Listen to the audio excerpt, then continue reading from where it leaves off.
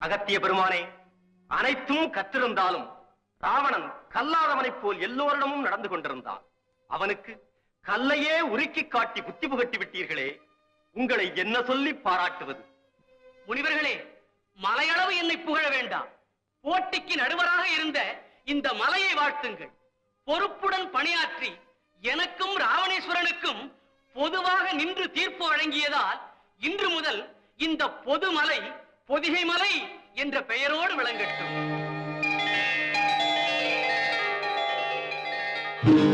அமரருக்கு வாழ்வு தந்த அருள்முனியே, வணக்கம். வருக தேவேந்திரா, வருக. இந்த எளியனின் ஆசிரமத்தை நாடி எங்கே இத்தனை தூரம் வந்திருக்கிறாய்? ஐயனே, அண்டங்கள் அனைத்தையும் அடக்கியாலும் ராவணனை மட்டும் தாங்கள் ஜெயிக்கவில்லை. அதர்மத்தையே ஜெயித்தீர்கள், தர்மத்தை நிலைநாட்டினீர்கள்.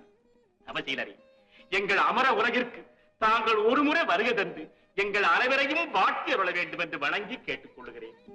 அகத்தியமா முனிவர் நமது அமராவதி பட்டணத்திற்கு வருகை தரப்போகிறார். அப்படியா? அதற்காக சிறப்பான ஏற்பாடுகளை செய்ய சொல்லி தந்தையார் கட்டளையிட்டிருக்கிறார். உர்வசி, அதிலும் குறிப்பாக அவரை வாழ்த்தும் வகையில் உன் நாட்டியமும் இடம்பெறப் போகிறது. முத்தமிழுக்கும் இலக்கணம் செய்த முனிவர் முன்பு நான் நாட்டியம் ஆடுவதற்கு பெரும் பாக்கியம் செய்திருக்க வேண்டும். உர்வசி, அப்படி என்றால் என் முன்னால் ஆடுவதை நீ பாக்கியமாக கருதவில்லையா? ஆடுவதை மட்டுமா?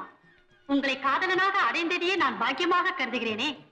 நீங்கள் என் இதயத்தில் இருப்பவர், அகத்தியரோ இறைவனாக காட்சியளிப்பவர். அதெல்லாம் உண்மைதான். உர்வசி, உன் பாட்டும் நாட்டியமும் தான் அகத்தியருக்காக நடக்க வேண்டும். உன் பார்வை அத்தனையும் என் பக்கம் தான் இருக்க வேண்டும். யோபாம் புஷ்பம் வேத புஷ்பவான் பிரஜாவான் பசுமான் பவதி சந்திரமாவா அபாம் புஷ்பம் புஷ்பவான் பிரஜாவான் பசுமான் பவதி ஏவம் வேத யோபாமாயதனம் வேத ஆயதனவான் பவதி அக்னிர்வா அபாமாயதனம் ஆயதனவான் பவதி. வருக ஞானியே வருக, அருளே வடிவான அகத்திய பெருமானே வருக, ஆதிசிவனார் நாசி பெற்ற அண்ணலே வருக.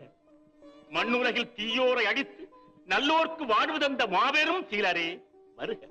எவருமே வெல்ல முடியாத ராவணனை வென்று அமர உலகிற்கு பெருமை தேடித் தந்த அமரனுக்கு அமரரே வருக, அமர்க.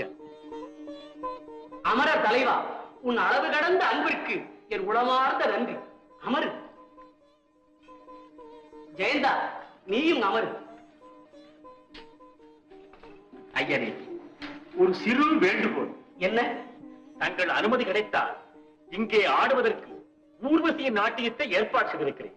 அவள் ஆடுவதில் தங்களுக்கு ஒன்றும் ஆட்சேபனை இல்லையே? நாட்டியம் நல்ல கலையாயிற்றே, அதை நான் அனுமதிக்க மாட்டேன் என்று நீ ஏன் நினைத்தாய்?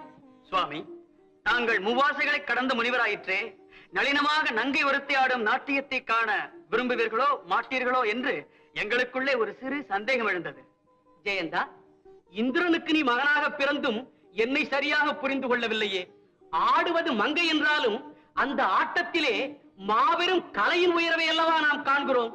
இவற்றுக்கெல்லாம் மேலாக அம்பலத்திலே நின்று ஆடுகின்ற ஆண்டவனையே வழிபடுகின்ற நான் ஆடற்கலையை விருப்பேனா?